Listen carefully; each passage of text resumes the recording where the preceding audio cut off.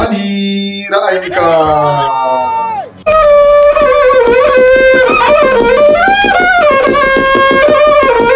Jama'a masu sauraro, assalamu alaikum wa rahmatullahi wa barakatuhu. Ni Zubairu Zubi dan baba ke farin cikin kasancewa da ku a cikin shirinmu na ka faɗi ra'ayinka. To bayan mun kawo muku waɗannan labarai muna kai muku da wasu kafafen sada zumunta. Kuma sai karta mu ta yau dai za ta koma a ƙasa gida Nijar ne. Jaruma mai suna Ruki wadda ake fi sani da Rakiya Musa. Rakiya Musa Fusi ta ce ta sake gode sabon babi a rayuwarta.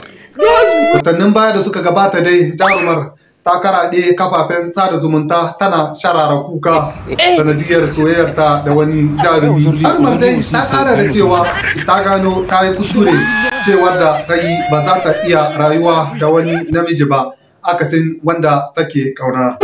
Wannan labarin dai ya biyo baya ne bayan kafar sada zumunta ta DW Hausa ta sabke wannan bayanin.